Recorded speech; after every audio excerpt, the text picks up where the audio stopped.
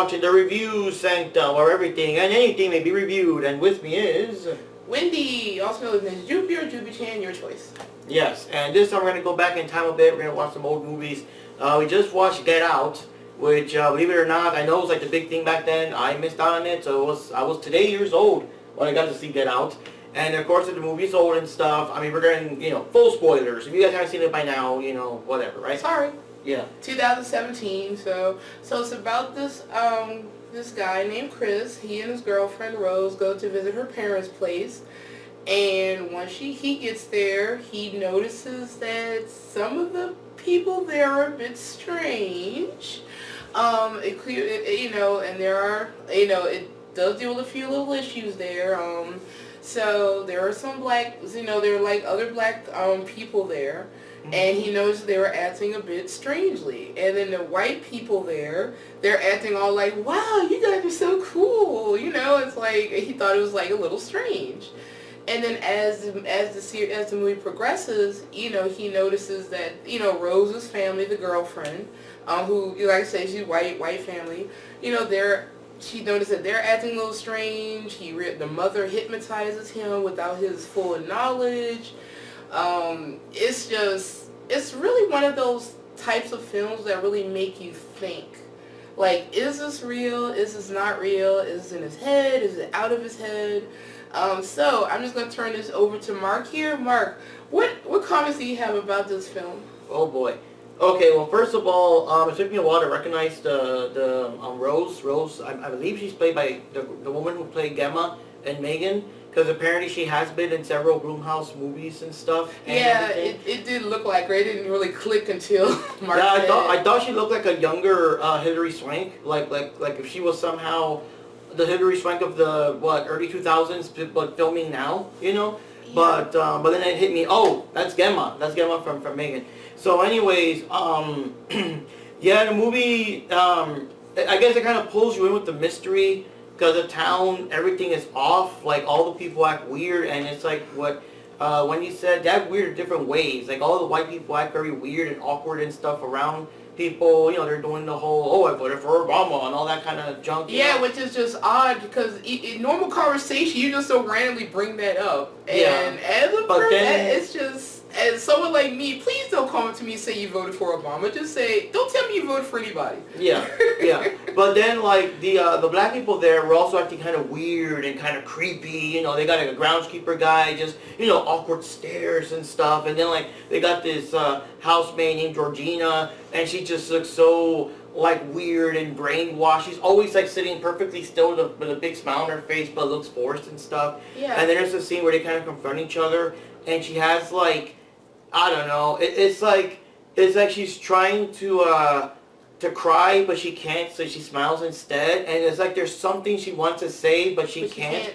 So she just acts all, nice to her, weird brainwashed state. At the beginning of the film, there is this guy that was lost in the area, and then you see a car come up, and the next scene you see, he's being dragged away. So I'm thinking that maybe that was the brother that got him.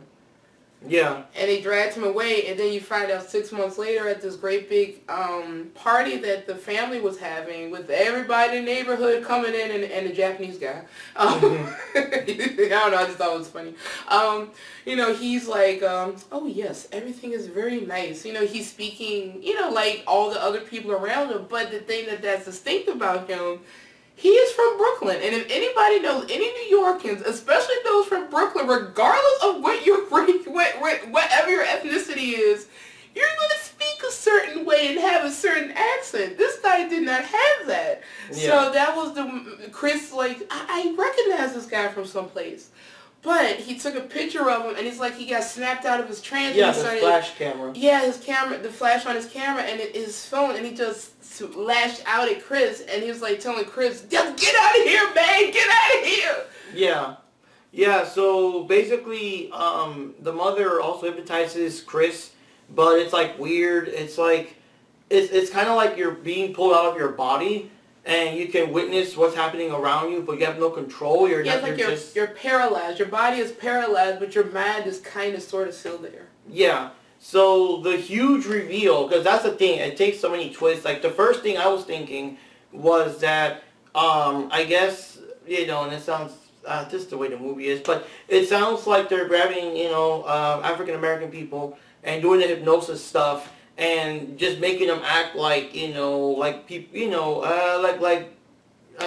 servants around the house, I'll say that, and everything. But then you find out even more, even deeper. So all these like old white folks, the reason they're all like fawning over them, oh wow, oh yeah, oh you got the muscles, all that stuff, is because somehow through some weird surgery or something or other, Rose's father was a neurosurgeon, so it's like they were like kind of doing like brain switching. Yeah. They're putting like enough of the person's brain into the person, I guess. And the thing is that while you're gonna be stuck in the, what was it, the sunken place? Sunken place, yeah. Thank you. While you're stuck in the sunken place and you're just like, like I said, you're just viewing yourself as a passenger of your own body. The person, the old white dude is gonna be you. It's gonna be you and moving yourself around and everything. Yeah, and the other reveal too is that the two servants that they had Rose's family had working for them, that Mark just described were her grandparents, and that explains a lot because the grandparents used to throw those great big parties, invite everybody over. Mm-hmm. So. Oh, another big reveal is that Rose was in on it. Like at first she was kind of like, I don't know, like the typical person that doesn't understand what's going on. You're like, oh my god, there's some weird shit. Well, what are you talking about? Everything's fine. That kind of crap. But then it turns out that no, she was in on it on the whole thing. And I guess she's like going out purposely dating random black dudes and they all become victims, and every time she goes with someone else, or maybe some black women. I mean, we don't know how Georgina got there. No, yeah, he went out with Georgina. I guess she goes both ways. Yeah. But all that. So that's the thing. That's like the big master plan was that they're gonna inhabit your body. Or so, and it may kind of make sense because they're all old folks. They're basically giving themselves a second chance at life. Yeah, and at one point they were doing a kind of like an auction, a bingo auction. Whoever won bingo can get Chris. Yeah. And the one that won was this guy who was blind that admires Chris's work because Chris is a photographer, and he has an assistant that would describe the works to him, but he lost his sight. Yeah. So he won. So he was going to be the one that's going to get Chris's body and it's also his eyesight back too. Yeah, and it probably progressed his career as a photographer, which got ended early because he lost his sight. And then the other thing is with the flash photography is that every time you get a flash, I guess like it gives a chance for your real consciousness to come back. For at least for that moment until they take you right back and brainwash you again or whatever. Yeah, I was gonna say with the guy at the beginning of the film that Chris and him said, hey, I recognize that guy. But with his case, I don't think they did that to him. I think they just legit hypnotized him. Because there was nothing to switch, I guess, because I guess that the guy. Well, you'll still switch with whoever. That's but what I'm trying to figure out though is like I think she just wanted a young guy. No, but I mean, with the implications, I think it kind of means that guy was probably her husband. Oh, maybe. Her whatever, however years old the husband is. Oh. And that's why he acts all classy because maybe that's how the husband acted. You know what I mean? Yes. Yeah. So he acted all nice and proper because that's how Gramps used to act. But then when you get the camera, for that brief moment, your real consciousness comes out. And I think the movie doubles because at first you think, oh, dude, it's crazy, it's attacking them, get out, like threatening. But it's not threatening. It's like a warning. It's a warning because the dude woke up and it's like, dude, you get out of here before you do that same shit to you. And that kind of thing. So, and that's when you're at the end, it was like grandma, grandpa, get them. Because it literally is grandma and grandpa inhabiting that groundskeeper guy and Georgina. And then they see, for me, I've seen the movie before, but I missed a few of those things, so I caught some more things my second time watch. It's been a few years, so. Yeah. But now that we talked about it, just clicked into me. That's why he's probably acting all proper, because that's how the grandpa in here was acting. Or that lady with the other guy. Yeah. Or like how Georgina was acting, because maybe that's how the grandmother was acting. Yeah. Now, the only thing that I'm glad I didn't do was that near the end, Chris, Chris had enough, yo. He got loose and he started just killing up everyone and getting away and all that. But the thing is, I'm glad it really happened because, especially near the end, because he was choking Georgina. Not Georgina, Rose. And there's a part that Rose was smiling, and I was afraid it was going to be a thing where you hear like maybe the glass tinkle thing, and he wakes up and he's still strapped to the chair, and they're about to do the thing on him and all that. When I really saw the movie, I thought the same thing. Yeah. And then they said there's an alternate ending, and I was like, fuck, I bet you the alternate ending's going to be that. But no, instead it was just, the usual thing. Unfortunately, in the world we live in, what you would expect would happen. On the real ending, his buddy, like the cops came, but it was his buddy, so, all good. Yeah, the theatrical, and then, his friend who was suspicious of everything the whole time, he put stuff together, he came to get him, he worked for the TSA, he came to try to get him, he said, let's just get out of here, let's get out of here, but but Chris was trying to strangle Rose, but she just couldn't couldn't bring himself to do it. Yeah. And the other thing too, he can say, because the grandfather, because Rose came out to go after Chris when she realized, hey, wait a minute. So she was, going after him with the shotgun, and he had the groundskeeper, which is grandfather, was going after him too, but Chris used his flash on him, and he got his consciousness back, and he was like, Rose, give me the gun, and he thought he was going to shoot Chris. But no, he shoots Rose, and then he kills himself just so Grandpa wouldn't overtake his consciousness again. Yeah, and then the other thing is, so in the real end, I guess the alternate ending or whatever, regular cops came and unfortunately they arrested Chris and all that. But that's the world we live in, unfortunately. But because even if, regardless of race in the situation, it probably could have been anyone. You have the one person left and a bunch of bodies and injured people, I'm pretty sure they're going to go for that person regardless of the ethnicity or race of the person in that situation. So it was an interesting movie because it just, it became an awkward thing, the awkwardness in the people, but then it just got weirder and weirder. And so you're watching the movie more with the intention of what the fuck's going on, and getting more details.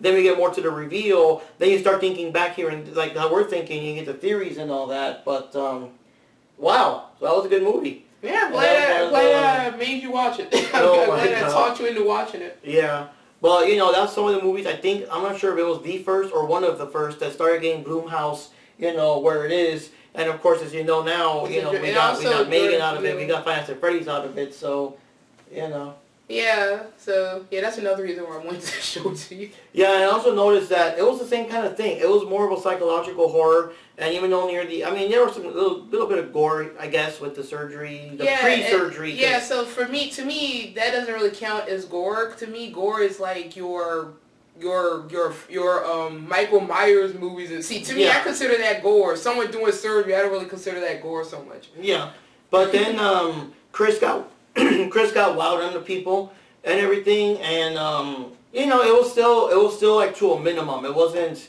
overly done. Yeah, it wasn't egregious and everything. Yeah. So I think Blumhouse, they're more of a psychological horror than actual blood, because even the Megan unrated cut was just slightly bloodier than the original. So they're not like the people for blood and guts. They're more for like the creepy vibe and the paranoia. And that's my style. I prefer psychological thrillers because it makes you think. Yeah. As opposed to, we're going to kill someone every 5 seconds. I don't care for that as much. I can tolerate it. Yeah. Depending on what it is, because I like Halloween. Yeah. The first Halloween, but that's just me, so. Yeah. But there we go. That was a good movie. I recommend watching it if you guys haven't watched it just yet. I'm not sure, I don't know. I'm not sure if it would offend people or whatever, if they watch it with an open mind or something. Some people might find it offended. I'm not sure, but... See, I personally found it funny with the way they were acting around the black folks, honestly. Wow, you're nice and strong there. You're a good guy. Oh, I used to play golf back in my day. What kind of sports do you play? Oh, man. You know what? Now that I'm thinking back, it's like, okay, so the old guy used to play golf. He's old now. He can't play golf that much no more. He's all, hey, you play golf. He's already thinking, I get this body. Don't forget, he likes Tiger Woods. Yeah, but that old guy probably thinking, if I get me this body, I'll be playing golf again like I used to. So it's so weird. Like these old guys are giving themselves a second chance at life by and they keep asking, and then when you think about it, they keep asking them random questions. Oh, and there was the other woman. I mean, we're going slightly. So is he good? Yeah. And apparently she wants some. She wants some Action Jackson. Yeah. Which is probably that's probably why the older woman changed her husband for a younger black dude. You know. Get that my experience, goodness. You know? I know. It's like the more you think about it, the more you watch the movie again. See, I didn't have anyone to really talk about this movie. Yeah. When I saw it originally, but talking with Mark here, it's like. Yeah, because now when you go back and think about it, all those questions they were asking, it wasn't so much because it was like, the whole awkward, we never seen the black person before. No, they're asking those questions because, when I get inside that body, what am I going to do? I'm going to be a better golfer. I'm going to be, And with Grandpa, the other thing with the grandfather, remember the first thing that Rose's father told Chris when he got there was that his father was in the Berlin in the Olympics where Jesse Owens beat his father barely. And what was the grandpa doing in the groundskeeper's body? Running and jogging and stuff. Oh. Yeah, and he said his father never fully got over it. Over losing. Oh, so it's God. Oh my God. Yeah, so that's the thing. That's a weird ass concept. And it flips on its head. At first you're thinking, okay, this movie's fucked up. They're gonna make them slaves. But you're thinking, no, they're inhabiting their bodies and shit. So they can, have more youthful, Oh God. Yeah. Yeah, because Georgina's probably a 500-year-old lady or something before she took over her body. She was the grandmother. And they said the grandparents died. They just keep doing the parties. And now we know why. Oh my God. To get newer vessels. Yeah. Oh, well, and also because she's still alive technically, because Georgina's throwing the parties. Because near the end, because that's the thing, we thought that she was just like the housekeeper, but she was actually like, I don't know, the grandma. Because near the end, she was like, "You ruined my house." Yeah. So it's like, so you're throwing the parties because grandma's still alive. Does the grandma be looking a little different nowadays? And that's also why she probably keeps looking at herself in reflections and in the mirror. Oh yeah. She's probably like, oh. So like I said, the movie had a lot of subtle clues like that, and like I said, I kind of like psychological thrillers and things that make you think, like old Alfred Hitchcock movies. Yeah, because like, now you think about it, the groundskeeper isn't like staring over Chris because he's like jealous, like, oh, he gets the white girl. No, it's more like, oh, so you're the guy banging my granddaughter. You know, it's different perspective. Yeah, that's what it was. Oh, God. Yeah. It was like, oh, you're with our granddaughter. We want to, make sure you're good. You're nice. Oh, man, that's the kind of stuff that, I like those movies where you do that, without, like, spelling it out for you. You yourself can make your own conclusions. I remember there was some movie about some magician guy who did some kind of trick or something, and near the end, they did a montage of all the things that pieces it all together or something. Mm-hmm. But I like it this way where they don't do that, where you yourself can think and come to your own conclusions and say, so that's why they were acting that way. So that's why they're asking all them questions. So that's why Georgina was looking at herself in the mirror. Like it just, wow. And that's why Grandpa runs around at night.